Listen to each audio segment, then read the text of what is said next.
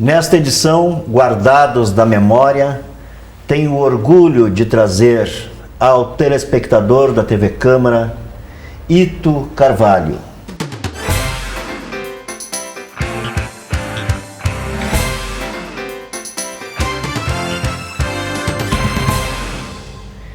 Ito Carvalho, que é um homem que tem uma grande memória sobre as histórias de Bagé, sobre nossa arte, sobre nosso comércio, sobre nossa vida cotidiana de Bagé, ao longo de alguns anos, né, Ito? Alguns. E para nós começar essa entrevista, vamos então a uma coisa curiosa, né? Esse homem que tem tudo e tanto de Bagé não é bagense. Pois é. Não é bagense, vírgula. Eu sou mineiro de nascimento, gaúcho por opção e bagense por bem-querer. Bem-querer já começou com uma boa poesia, né? E Minas onde? Eu nasci no município de São Sebastião do Paraíso, no distrito de Pratápolis. Não é porque tem a prata, não, que não tem. É porque o fundador da cidade tinha como sobrenome Prata. Agora, o interessante é o seguinte, quando eu fui registrado, me registraram como nascido em Pratápolis, que na realidade não era cidade ainda. Veio a ser cidade em 1942, eu nasci em 34, então tem um hiato, assim. Exato. Mas mais um registro por 30 dias de atraso, eu nasci em 20 de março, fui registrado em 20 de abril, isso não altera em nada, né? A ordem dos fatores não altera o produto. Era muito comum antigamente. Era muito comum. Esse registro, eles acreditavam que existia uma multa. Existia de direito, mas não de fato. Nunca ninguém pagou multa por registrar com atraso. Né? Uhum. E aí tu veio como? Eu fui trazido, eu não cheguei a vir por conta própria. Eu fui trazido com 10 anos, completei os 10 anos aqui. É uma data que eu não sei porque, eu sou difícil de guardar datas, mas essa eu guardei. Cheguei aqui num dia 4 de janeiro de 1944. Completei os 10 anos aqui. E de pronto já me inscrevi no antigo Colégio Silveira Martins, hoje Monsenhor Costábulo Hipólito. Aí começou a minha trajetória bagiense. Aí comecei a gostar de Bagé, apesar do frio, coisa que eu não estava submetido até então, né? Pois é, mas essa história de chegar aqui em Bagé, de escrever lá, aí venho a trabalho, teu pai? Meu pai foi transferido de Pratápolis aqui para Bagé. Com frigorífico? É que naquele então o frigorífico Anglo, cuja sede era Pelotas, resolveu ampliar os seus negócios aqui no Rio Grande do Sul e instituir Bagé como centro de chefia da compra de gado e transporte de gado para Pelotas. Parece em função que o meu pai foi transferido para cá. E viemos o casal, os meus pais e mais 2 irmãos. E lá ficaram em Minas mais 2 irmãos e uma irmã. E, com o transcorrer do tempo, os meus 2 irmãos regressaram, não para Minas, mas já para São Paulo, e eu permaneci aqui, onde segui a minha trajetória de bagiense. E qual é a primeira memória, assim, qual é a tua memória inicial de Bagé? Puxa, quando a minha mãe, conversando lá em Pratápolis, em São Sebastião, essa altura nós já morávamos em São Sebastião, com as vizinhas, e dizia, não, mas nós temos notícias, Zina. Minha mãe se chamava Teresina, por tratamento Zina. Lá é muito frio, vocês vão estranhar. Aí nós chegamos aqui numa tarde de janeiro, já imaginou um calor. Aí começou, mas que frio, que história é essa de frio em Bagé? Nem frio, coisa nenhuma. Não quero nem lembrar o que foi o primeiro inverno. Nós completamente despreparados. Porque lá em Minas, olha, por uma questão assim até de vaidade, se usava um pullover de manga curta uma determinada noite do ano. Não tínhamos inverno praticamente, né? Foi duro de enfrentar, né? E levantar de manhã e ir para a aula era um sacrifício sem tamanho. E aí, vamos ir um pouquinho mais adiante. Tu começasse já cedo a trabalhar. Aliás, criança trabalhava, né? Ou adolescente, vamos dizer assim, já trabalhava muito, né, na época. Sempre procurava um emprego ou outro. E tu tivesse algumas experiências interessantes nessa área, né? Eu comecei a trabalhar com 14 anos. Eu comecei a trabalhar por uma questão colocada pelo meu pai. Meu pai descobriu que eu andava gazeando as aulas do 2º ano do Auxiliadora. No Auxiliadora, aí já estava no Auxiliadora. Ele falou, olha, tu tens uma opção. Eu te pago o colégio, você não frequenta, tu tens só 2 opções. Ou tu volta para o colégio e estuda, frequenta as aulas, ou tu vais trabalhar. Eu optei por trabalhar. Sabendo que ele me ofereceria um emprego no ângulo, né? E aí eu comecei a trabalhar no ângulo, trabalhei dos 14 aos 20, por aí. Depois saí, me convidaram para voltar. Depois saí de novo, me convidaram para voltar. Onde é que era a sede, para situar o telespectador? O primeiro escritório do ângulo aqui era ali na Bento Gonçalves, onde hoje está aquele edifício Sepete Araju. Depois ali... Quase na esquina da Marechal Floriano. Ali. Depois para ali veio o Casarão dos Mércio, aqui na General Osório, onde hoje é a Galeria Calil. Uhum. E depois, o último escritório aqui, depois disso, naquela casa onde foi a loja Krause, agora ultimamente, na Bento Gonçalves. Na Bento Gonçalves com Marcílio Dias. Isso, né? A casa que foi do Dr. Nicador Médici. Isso. E depois, na Marechal Floriano, onde hoje é a residência, me escapa o nome do cidadão, mas acho que não tem grande importância, ali na Floriano. Ali foi o último escritório do ângulo aqui. E aí tu foi, entre idas e vindas, etc., chegou um dia que tu foi parar com esta voz, que dá para notar, o Ito acabou sendo locutor. Lá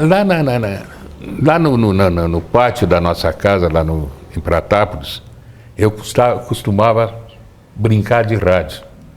O meu pai, uma das preferências dele era, depois do jornal, era a rádio. Foi um assíduo leitor de jornais sempre, o que também me viciou em leitura de jornais. Eu, com 10 anos, já lia os 3 jornais, já em Bagé eu li os 3 jornais aqui. Diário Notícias, Correio do Povo e o Correio do Sul. Diga-se de passagem, o Correio do Sul tinha uma primeira página que era digna de qualquer jornal do mundo. Ele tinha recepção de notícias e publicava no mesmo dia que eram espalhadas para todos os outros jornais dos grandes centros.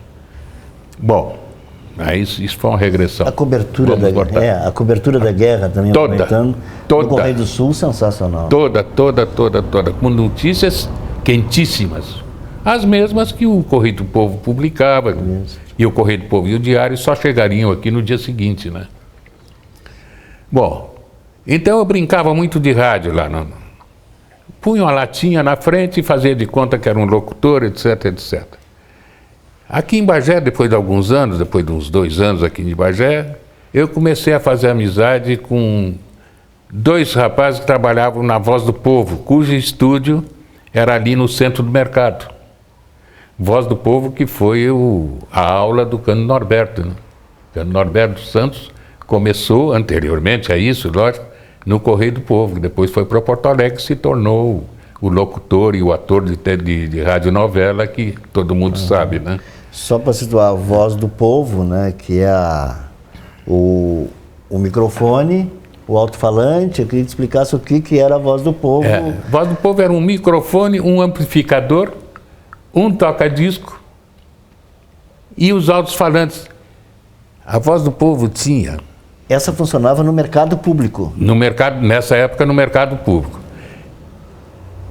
Tinha altos-falantes ali na Avenida 7, em frente ao mercado, no Largo da Bandeira e na Praça Esporte.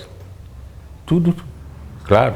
Para situar o pessoal, onde hoje está ali aquele complexo dos edifícios consórcio, onde está o Binotel, ali é o mercado público. Exatamente. E na Praça das Bandeiras, que é onde hoje está o calçadão, é isso que tu falou na Praça Bandeira? Não, Praça Bandeira também. Ele era situado, sim, o alto-falante, sim, um deles, em frente à loja Salim Cadil ali. Isso, ali perto do relógio, onde está o relógio do calçadão. Exatamente. E a outra já na Praça Esporte. Na Praça Esporte, na esquina mais ao norte ali.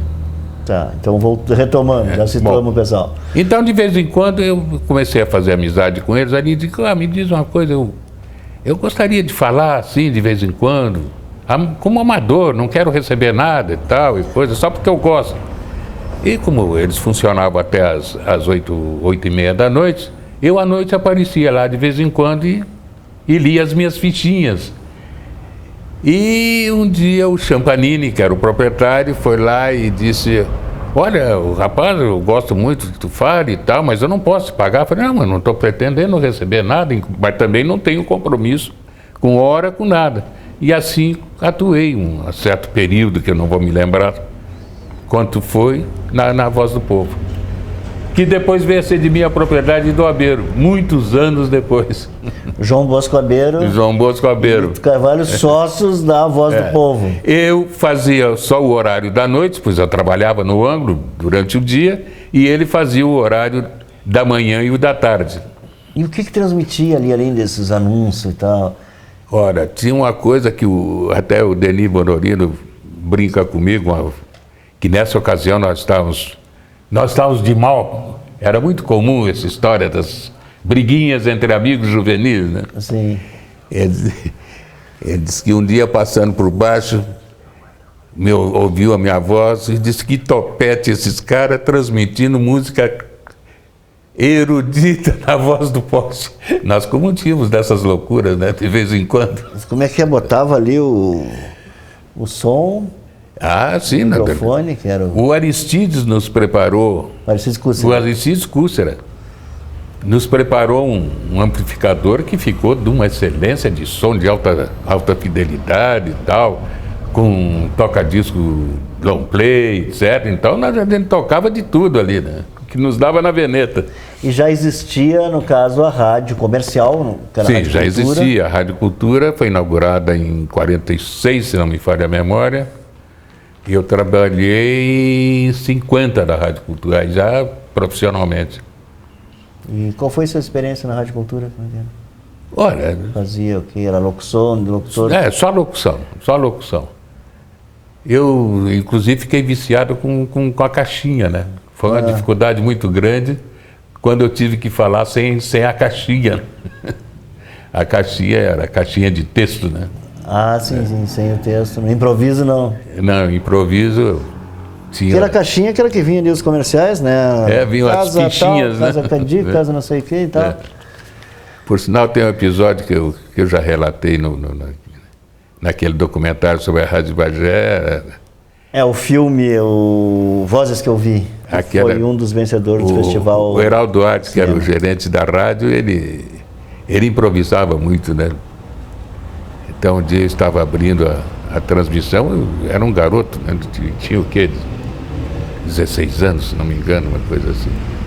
Ele abre a porta do estúdio e me larga uma ficha assim, dá isso aí, guri. Microfone aberto, né? Ele não dava bola para isso, né?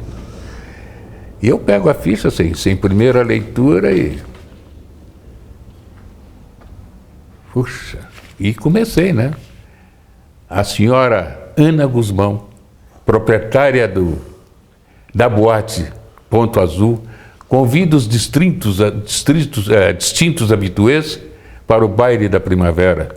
25 formosas bailarinas, cada uma ostentando o nome de uma flor. Aí eu me lembrei do que era o Ponto Azul. O Ponto Azul ficava aqui na Gomes Carneiro. Era um cabaré assim de qualidade abaixo da média, né? E eu imaginando aquelas formosas bailarinas com nome de flor, comecei uma gargalhada e o controlista não me desliga o microfone porque estava rindo também. E o gerente, no caso, o dono, o Heraldo Duarte, era o gerente em Bagé. Era o gerente em Bagé. Da cultura. E ele que passou esse anúncio. Ele que me passou, e esse Distintos Habituês era bem da lavra do Heraldo. Né? E tinha anúncio de cabaré na rádio. Sim, por que não? Não, hoje em dia tem, mas vamos nos situar numa Bagé dos anos 40, 50. Eu acho que Bagé era mais liberal do que hoje até. Sabe que eu... Nesse aspecto, eu acho que era, né? Vendo os arquivos de jornais antigos, eu até penso nisso, sabe? Até pelos editoriais de jornais, tem umas coisas bem interessantes, né? E aí, mas a tua experiência na rádio não foi muito tempo, chegou assim? Não foi muito tempo, porque aí eu tinha saído do Anglo, trabalhei na rádio, aí fui convidado a voltar. Foi uma das ocasiões que eu saí e fui convidado a voltar. E rádio sempre pagou muito mal, né? Não dava, eu já estava com as minhas ambições monetárias, vamos dizer assim, né? Não queria, gostava muito de rádio, gostava muito e gosto, acho o rádio uma coisa excelente, até hoje sou ouvinte de rádio.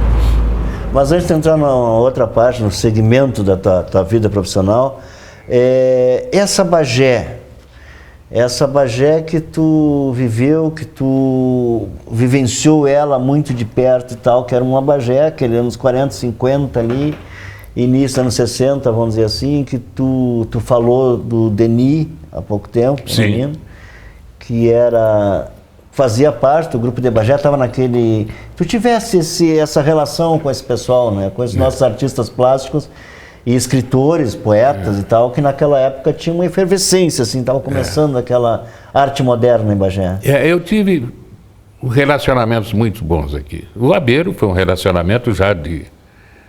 nós éramos praticamente vizinhos. Eu morava na Bento Gonçalves, ali na altura, onde é o edifício ali, que eu já mencionei, né? E dobrando, morava o Abeiro. Então, a gente se via diariamente e tal, e coisa, né? Das primeiras pessoas que eu conhecia aqui em Bagé. Posteriormente, o Denis, quando nós fomos colegas no colégio, o Glauco e... Denis Boronino, o Glauco Rodrigues, o João Bosco Abeiro. O João Bosco, o Ramon Vaine. Eu tinha uma amizade muito grande por ele. Aliás, o Ramon Vaine é que me franqueou a biblioteca do Pedro Vaine, que era uma biblioteca fantástica. E que, aliás, o Pedro Vaine também é que franqueou a biblioteca anteriormente para o grupo de Bagé. Ali é que eles evoluíram intelectualmente, na frequência da biblioteca do Pedro Vaine. E outros fatos, assim, quanto a relacionamento, eu tenho que mencionar, através do grupo de Bagé, bem depois, eu me relacionei com o Carlos Sclia. O Carlos Sclia, que era um adorador de cinema e tal, foi que me propiciou literatura sobre cinema e orientação sobre filmes, etc. Porque aqui em Bagé nós tínhamos aquela dificuldade, né, de existir um monopólio. E só alugavam filmes depois de 2, 3 anos de lançamento, porque aí o preço do aluguel estava baixo, né? Então nós vimos sempre com muito atraso. Então quando eu ia a Porto Alegre, eventualmente, é que me orientava por uma amizade que fiz com Gastal, através do Sclia, do Paulo Fontoura Gastal, que era crítico do Correio do Povo, além de crítico, era redator de 4 ou 5 sessões do Correio do Povo, né? Ele é que me orientava também quanto a cinema, quanto a literatura sobre cinema, etc. E me franqueou, então, inclusive, algum material, né? Era outra figura fantástica, o Paulo Fontoura. Quando eu ia a Porto Alegre, eu ia direto da noite para a redação do Correio do Povo, e lá ficávamos conversando, e às vezes até eu acompanhava até as oficinas, porque o Correio do Povo dividia o trabalho dos redatores. Eles eram redatores e eram quem orientava as páginas até a feitura final. Eles ficavam lá junto às máquinas de linotipia, fazendo a composição das sessões deles. Era um trabalho árduo, né? Depois de ter trabalhado na redação durante, né, um bom período da tarde e bom período da noite, né? Geralmente ele largava o trabalho lá para meia-noite, coisa assim. E um fato também, o Sclia esse fato é até meio engraçado.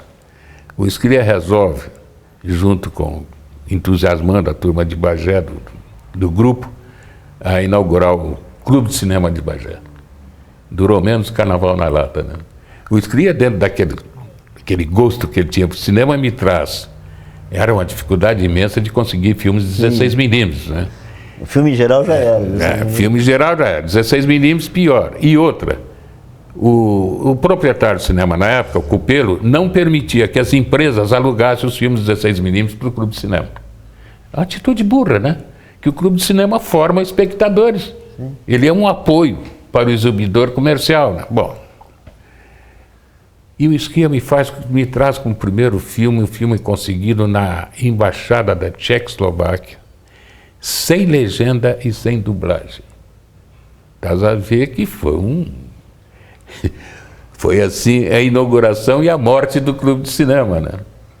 Anos depois, eu tentei reviver o Clube de Cinema. Fizemos várias sessões, tive o apoio do... Como é que é um filme da Tchecoslováquia sem legenda? E sem ser dublado. No tcheco? No tcheco, direto. Tcheco. Um filme, então, era para ver figurinha. Era um filme socialista? Era não, olha, não dava, era um filme de época. Era um filme lá sobre época medieval, coisa que valha, né? Mas a gente ficava ali, né? Sem entender quem foi, nada. Aí eu estava quase omitindo outro grande amigo da época, o Wilson Afonso. Wilson Afonso. Um bom convívio, um amigo leal, inteligente, culto, de muita leitura. E, infelizmente, nós não conseguimos chegar até os arquivos dele, por problemas que nem convém relatar. O Wilson Afonso era um colecionador de coisas, de literatura, ensaios, reportagens. E há pouco tempo eu estava lendo o esforço que ele fez para publicar o livro do Camilo Rocha, né? Pós-morte do Camilo Rocha. Né? E outro fato que sempre é bom relembrar, o Abeiro já fez isso, essa injustiça cometida contra o Wilson Afonso. O Wilson Afonso, que era músico também, ele que fez toda a preparação para a Filarmônica de Bagé, para o Nascimento. E houve um político da época, vereador na época, que vendo que aquilo estava tendo sucesso, e o Wilson era um guri, isso era um guri de 19 anos, 20 anos, ele se adonou.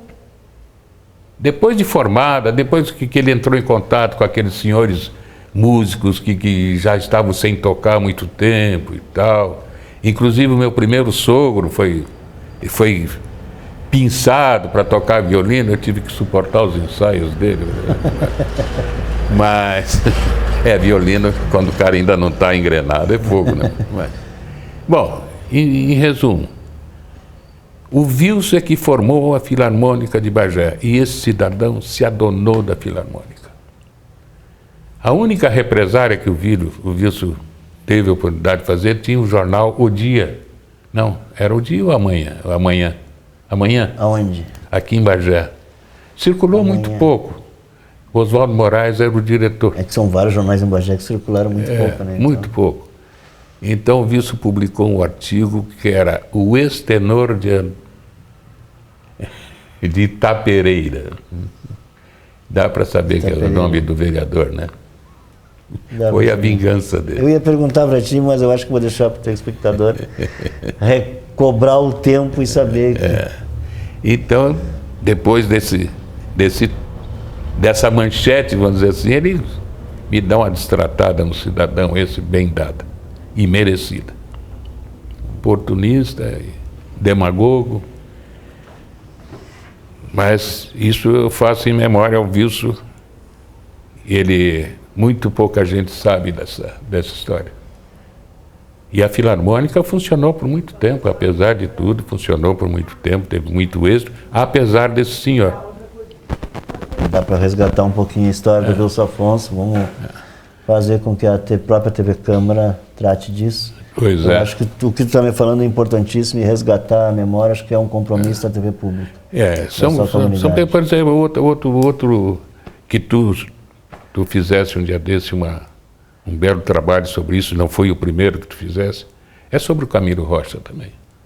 Camilo Rocha foi um poeta da maior importância. Da maior importância.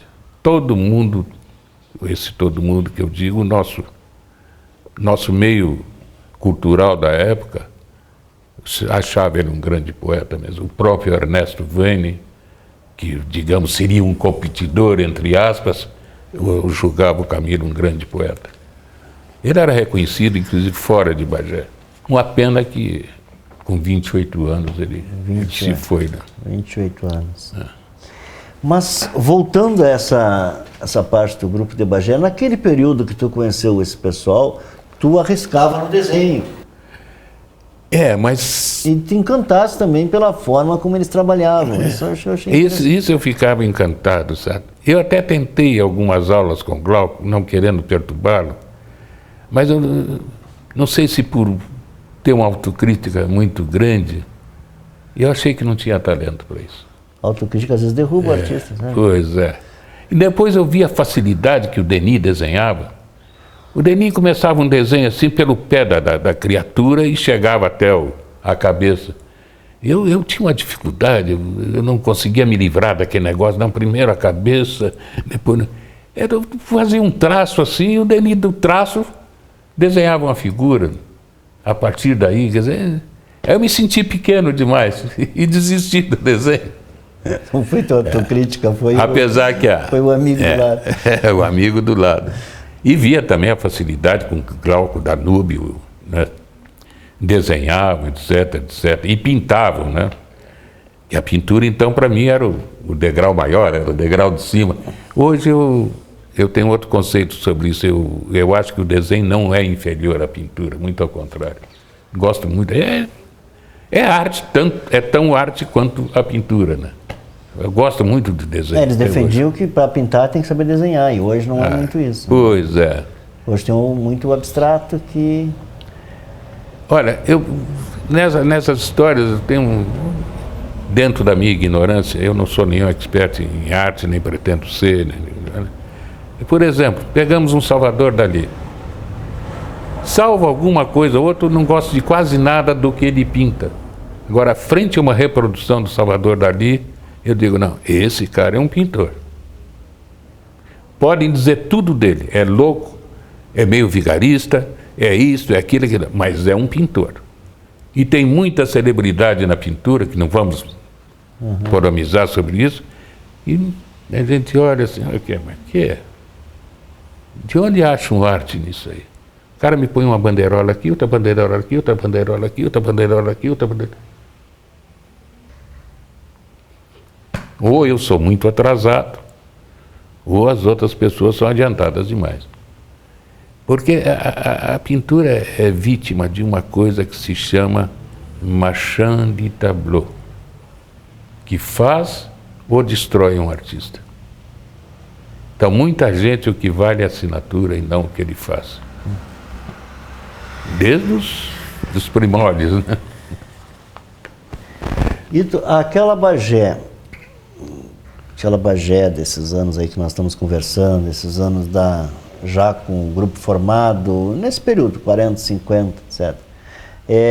Era uma Bagé mais divertida, tu via isso? Era uma Bagé que cultivava a conversa, era conversa de bar, era arte, era cultura, era uma Bagé, esse centro de Bagé. Eu te digo sinceramente, saudade de época eu não costumo ter. Eu tenho saudade da idade que eu tinha, Sim. Isso sim. Agora, Bagé tinha umas características assim que eram muito interessantes. Por exemplo, que era o verão, que aquele quarteirão da Câmara de Vereadores até o edifício Salinha ali, eram fechados ao trânsito de automóveis. E ali ficavam mesas e cadeiras em toda a rua e calçada.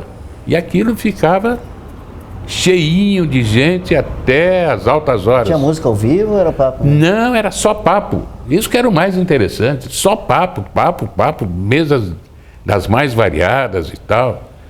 E só durante até 45, sim, que ia só até a meia-noite, porque havia a restrição de luz, né? Na época da guerra. Na época da guerra. Mas a partir do fim da guerra, durou muito tempo ainda, e até as 2, 3 da manhã, né? Porque eram poucos programas, afinal de contas, né? Era cinema e bares, né? Que outros programas teriam? Outras coisas notáveis, que isso, não só Bagé que sente a falta, são todas cidades do interior, companhias de teatro que vinham aqui, das melhores do país, e tinham assim, uma semana, 10 dias, com uma peça por dia, imagina só que coisa, né? Uma peça por dia e lotados, sempre. Isso, os custos e tudo mais, e televisão, e foram inviabilizando. Eram companhias de repertório, né? E apresentavam-se aonde? Geralmente no Capitólio. Não sei se o palco se adaptava mais, se tinha mais profundidade de palco, coisa que várias. Cine Teatro Capitólio, que fica onde hoje está a loja Graziotin. Onde hoje está a loja Graziotin, exatamente. Era uma coisa notável, né? Mas isso não era só característica de Bagé, evidentemente. Agora, outra coisa que eu acho que tinha mais vida em Bagé, embora eu não fosse um frequentador assíduo de bailes, mas o que tinha mais vida, por exemplo, eram os clubes, né? Que parece que está numa decadência, assim, né? Tal, né? Não sei se para o bem ou para o mal, não ganha o caso. Mas que eu noto que tinha mais vida, né? Não, eu falo isso não como saudosista, porque os clubes sociais, né? Eu não tinha sócio, assim, grande interesse nisso. Eu fui frequentador do clube comercial mais para jogar xadrez do que para qualquer outra coisa, né? E aqui, nós estamos aqui na tua residência, para situar o pessoal, Rua Juvencio Lemos, 3 quadras próximo da usina, vamos dizer assim. Exatamente. Daqui da sede, onde foi antigamente a usina, onde tem todo aquele prédio histórico ali. Essa região aqui onde teve um cinema. O Cine Presidente. Cine Presidente. Nós estamos aqui, o que é 200 metros, menos, de onde foi o Cine Presidente. Aqui também era um local noturno, né? Aqui nós tínhamos aquela vida noturna, vamos dizer... De baixo.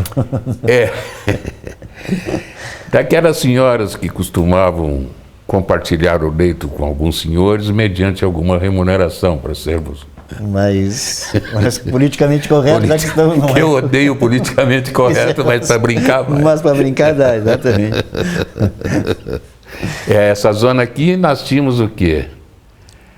Frente à Praça das Carretas, que está a 100 metros daqui, tinha 2. Mais o famoso Beco da Facada, que aí eram das senhoras não sindicalizadas, né? E de baixo valor comercial. De baixo valor. Agora era uma temeridade entrar por ali, né? Nessa outra quadra aqui, frente à usina, tinham 2. E na Gomes Carneiro tinha mais umas 3. E dobrando a Sampaio era o Cabaré. Sendo que o Cabaré... Dobrando a Sampaio, que hoje é Monsenhor Constantino onde foi a sede do PMDB. Isso, é onde hoje é Monsenhor Constantino Hipólito. Exatamente. Isso. Ali tinha o Cabaré.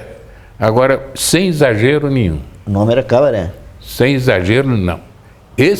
Porque normalmente as pessoas falam, não sabem diferenciar cabaré de pensão, dentro da nomenclatura da época, né? Sim. Pensão é uma pensão de mulheres onde tem quartos e a atividade é só aquela, né? E o cabaré é um local de dança, embora frequentado pelas senhoras da vida fácil, que eu não queria essa vida, mas falo que é vida fácil. E te digo uma coisa sem exagero nenhum, era muito mais pudico do que qualquer quermesse de hoje. Se um casal ousasse de se beijarem no salão, Vinha lá, gerente ou coisa agora, vocês vão fazer isso lá no quarto, aqui não. Os quartos eram dobrando ali para onde depois o cabaré se mudou. Na Gomes Carneiro, onde hoje tinha um casarão ali que foi demolido, então construíram um prédio, né? Na Gomes Carneiro. E os anexos eram onde moravam as senhoras. Entre a Monsenhor ali e a Juventus Lemos mesmo. Exatamente. Esses quartos as senhoras alugavam. Quer dizer, não havia exploração da mulher pela mulher. Eram alugadas, era delas. Elas recebiam quantos quisessem, a hora que quisessem, sem pagar o proprietário. Nas pensões, não. Vigorava pagamento do quarto a cada sessão, vamos dizer assim, de massagem, e o pagamento da profissional. Tinha todo... No cabaré, não. Os anexos, o quarto era da senhora. E a música era ao vivo, né? A música ao vivo, sim. Lá tocou o grande violinista, o Amaral, tocou no cabaré. O Padilha tocava violino. Tinham figuras notáveis. E o cantor. Tínhamos o cantor. Tínhamos vários cantores, né? Vários cantores. Que tu queria destacar aí. Eu queria destacar, mas não vai me lembrar, não vou lembrar o nome, não adianta. Nos cafés ali da frente do Capitólio, ali nos cafés de vez em quando vinham orquestras notáveis, sabe? Orquestras argentinas, né?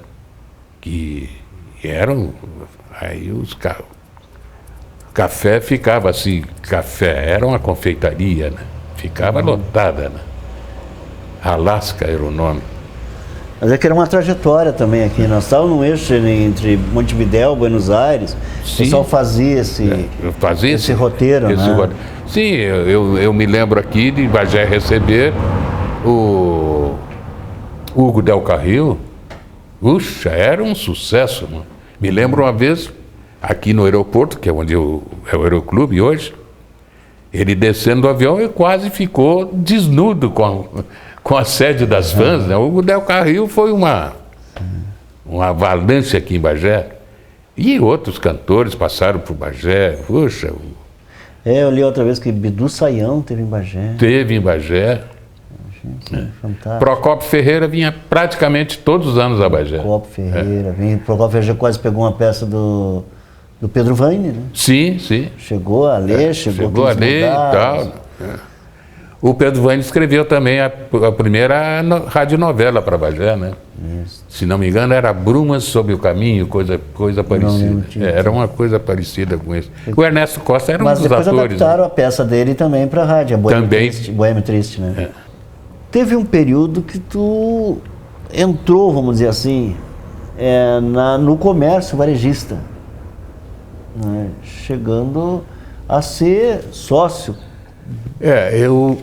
Eu entrei na firma Obino, na época importador Obino, em 1966. Entrei como funcionário. 2 anos depois, o Theo Obino me convidou para ser sócio minoritário. Evidentemente que com uma cota pequena, muito pequena. Foi quando também entraram outros funcionários, também passaram a ser sócios. Cotistas. Cotistas. Que foi o Jorge Marques e o Luiz Carlos Guimarães. E aí eu permaneci no Obino até... Foram mais ou menos 11 anos, 12 anos. 77 por aí. E tu tinha saído do Ângulo em 64. Eu tinha saído, me saíram em 64. Do frigorífico. Eu fui saído. Eu não sei se de fato houve alguma denúncia sobre minha participação política, que não havia. Eu era simpatizante da esquerda. Simpatizante eu era, não vou negar, isso seria até uma temeridade. Agora, eu não tinha ação política, eu não participava de política, nem legal nem ilegal. Não sei se o Ângulo, aproveitando isso, eu era estável na época, então seria uma maneira de me dispensar com pouco dinheiro. Sim. Ou imaginavam quase nenhum. Mas disseram eles que tinham recebido uma carta de um determinado coronel, que Deus o tenha na Santa Paz, que dizendo que eu era comunista, que participaria ativamente do Partido Comunista e que era amigo de comunistas. Isso é verdade. Isso eu disse para eles. Nunca neguei. Nunca neguei. A maioria daqueles amigos ali eram eu nunca neguei isso, né? Os citados aqui, no caso. Mas, então, tentaram me dispensar sem indenização. Eu não concordei e os ameacei. Falei, já que vocês colocaram o negócio nesse plano, eu tenho coisas contra vocês. Aí, cara, o gringo riu e tal, né? Tenho. Eu não sei se o senhor está lembrado que eu escrevi determinadas cartas que eram redigidas por ti, e essas cartas têm coisas que podem comprometer, principalmente no regime autoritário e tal. Eu vou falar assim sobre gado que vem over the border, além da fronteira, e que o ângulo praticava. Ele, não, mas não sei o quê. Ora, vocês estabeleceram a regra do jogo. Quer dizer que não venham me acusar de chantagista. Chantagistas foram vocês. É aquela história, né? Se nós vamos brincar, mas ou somos os dois mocinhos ou somos os dois bandidos. Eu ficar de bandido, você de mocinho, eu não aceito. Bom, aí depois de muita discussão e tal, me pagaram plenamente, etc, etc, etc. Foi quando eu entrei na Ródia, no setor veterinário da Ródia. Fiquei pouco tempo, viajava muito, tinha 3 filhos e tal. Era multinacional? Multinacional, francesa. É sempre a multinacional. Diga-se passagem, eu não tenho reclamações de multinacional. Nesse aspecto, tratar os funcionários eram muito legais. Agora, aí entrei no Obino, como funcionário. E fiquei lá, permaneci esse período todo e depois abrimos a revenda de automóveis e tal. E aí eu saí, nem sei porquê, eu acho que o negócio... Eu estava cansado demais, eu trabalhava demais. Pegasse um período ali do chamado milagre brasileiro. Exatamente, exatamente. Daquele período do Médici ali e tal. Do isso boom. Se refletiu, pelo que eu sei, se refletiu muito no comércio, na compra, na aquisição. E depois foi um período de muito crescimento da firma Obino, no espalhar filiais, ampliar filiais, etc. Né? Mas acontece que o autoelogio é uma coisa... Eu não quero cair nisso, mas a firma estava com 3 pessoas como sustentáculo.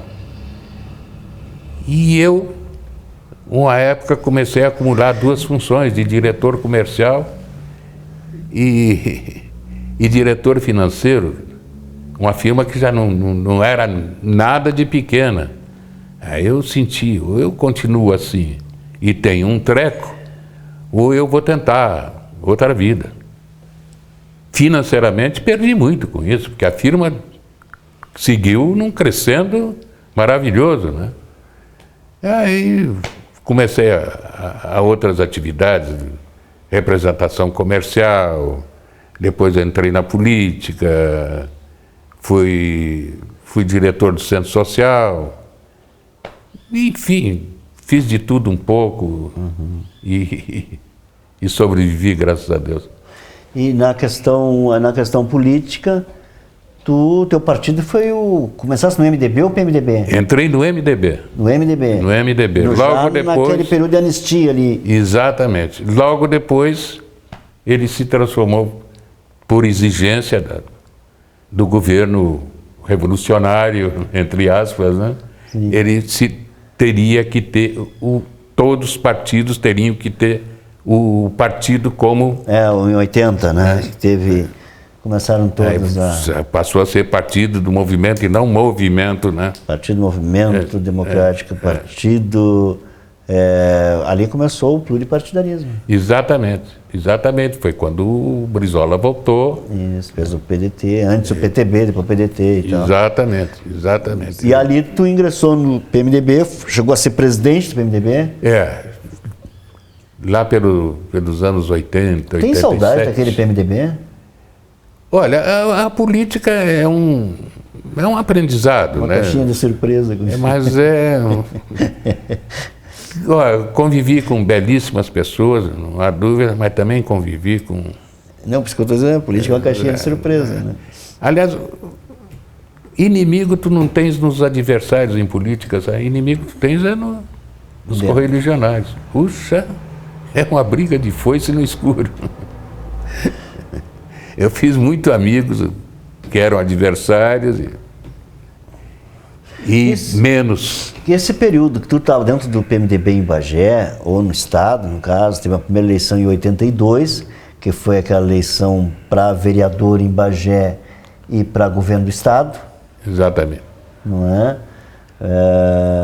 Logo a seguir uma eleição para prefeito, onde Justino Quintana foi o candidato do PMDB. Esse período, assim, aquele período, vamos dizer, de constituição, porque do MDB muita gente saiu para o PDT, não é? Quando houve a opção... O pessoal da Arena foi para o PDS. Quando houve a opção, o PMDB perdeu muito em filiados em razão do PDT. Isso. O PMDB passou a ser terceira força em Bagé. E eu acho que em algum momento foi até quarta força. Nós tínhamos bons cidadãos como no nosso ambiente partidário, etc., mas eleitoralmente nós não tínhamos força quase que nenhuma, né? Então, o Justino mesmo era um candidato excelente, um candidato com história, com um bom discurso, né? Inclusive, ele nos dizia, ele não se adaptava àquela época, ele nos dizia, bom, eu cansei de ser eleito deputado estadual aqui, só indo na rádio e falando com os eleitores, esse negócio de comício, disso e daquilo, e receber jogador de time de futebol, etc. Não, de fato, são coisas que não... Ele era da escola do Paulo Brossard, sempre, cada um na sua altura de participação, né? Paulo Brossard ganhou a eleição para senador só indo na televisão, só fazendo o seu discurso. E no debate, então, o Paulo Brossard não saía na rua apertar a mão. Havia um distanciamento, né? Um distanciamento tipo estadista, assim. Mas acontece o seguinte, eu acho que ele, até nesse ponto ele tinha razão, ele tinha a oferecer o quê? Oferecer os seus conhecimentos, a sua honestidade intelectual, é isso que ele tinha que oferecer para o eleitorado. Agora, se o eleitorado não quer, né? Ele ganhou a eleição dele, penso eu, em 2 debates que ele teve na televisão, que desmoralizou o adversário completamente. É um homem que deixa saudades. Basta dizer, um homem conservador, não tem dúvida nenhuma, foi a favor do golpe, meses após, quando ele poderia escolher, olha, eu quero ser o ministro não sei do quê, está aqui. Nesse momento ele sai do movimento. E faz um discurso. Faz um texto e entra na oposição e faz discursos no Senado que, pelo amor de Deus... São verdadeiras pérolas. Verdadeiras pérolas num momento grave. Só aquela declaração dele, um dia desse eu ainda estava revendo aquela declaração dele sobre o meu mandato pode durar 8 anos, 8 meses, 8 dias ou 8 horas. Isso. Tá no Memória do Senado, tem todos os discursos dele ali, que é uma coisa... Tem escrito e tem também em áudio, alguns estão em áudio. Não, porque ele é vaidoso, não sei o quê. Bom, tem pessoas que são vaidosas sem nenhuma razão, ele pelo menos tinha alguma razão para ter alguma vaidade. Conteúdo. Mas, e aí tu abandonou a política, chegou um ponto... Não, eu discordei de uma escolha para candidatura a prefeito. Em discordando, eu achava que eu tinha que participar de qualquer maneira, resolvi apoiar o Vargas. Em 92, isso. Em 92. Na eleição de 92. O apoiei sem nenhum arrependimento, digo-se passagem. Mas também achei que eu não poderia apoiá-lo permanecendo no PMDB. Ou eu sigo a maioria, ou aceito a derrota, dentro do diretório ou me retiro. Eu preferi me retirar. Aí apoiei o Vargas e tal, e coisa, participei do governo dele, com seus acertos e erros, e não tenho porque achar que isso tenha sido um momento fraco da minha vida, absolutamente não. Tem muita coisa para a gente falar e tem muita memória aí, eu sei, para nos contar. Alguns amigos teus me diziam, olha, o Ito sabe um monte da história de Bagé. Digo, vamos amaciar numa primeira entrevista e quem sabe numa segunda. Pois é. Certo? Eu só podia te contar uma historiazinha assim, que não tem nada a ver com intelectualidade nem coisa nenhuma. Aqui no Carnaval, geralmente depois do Carnaval, aquelas banquinhas permaneciam muito tempo, né? Tinha uma das banquinhas, tinha uma senhora que fazia uns pastéis muito gostosos, e ali a gente de vez em quando ia ali, e uma noite estamos reunidos ali, eu, o Abeiro, e estava também um homossexual de Melo, que escandalizou Bagé na época, desfilando, fumando piteiras imensas, cabelos coloridos e tal, que o Alarcon, inclusive, publicou uma nota no jornal, um sodomita anda pelas ruas. Bom, estávamos então essa noite lá comendo os nossos pasteizinhos, e lá pelas tantas chega um bêbado e começa a se insinuar junto ao homossexual esse e tal. Ele, no princípio, era até que estava gostando, mas dali a pouco ele já começou a estranhar o negócio e tal, e a querer arredar, e sai-se com essa pérola. Há personas que é preferível perdê-las que encontrá-las. E com essa pérola, né, do Ito Carvalho, a gente encerra mais essa edição do Guardados da Memória. Te agradeço, Ito, muito obrigado. Eu que agradeço a atenção, né, e não mereço tanta honra. Não, merece sim, merece. E é isso, e até a próxima edição de Guardados da Memória. Quero deixar registrado aqui que, através da própria Câmara de Vereadores de Bagé, através de nossos endereços ou telefone, sugestões de pessoas que têm alguma coisa para contar de nossa cidade, algum fato, alguma vida, etc., sempre é bem-vindo para que a gente, da nossa equipe, possa analisar. Muito obrigado e até a próxima.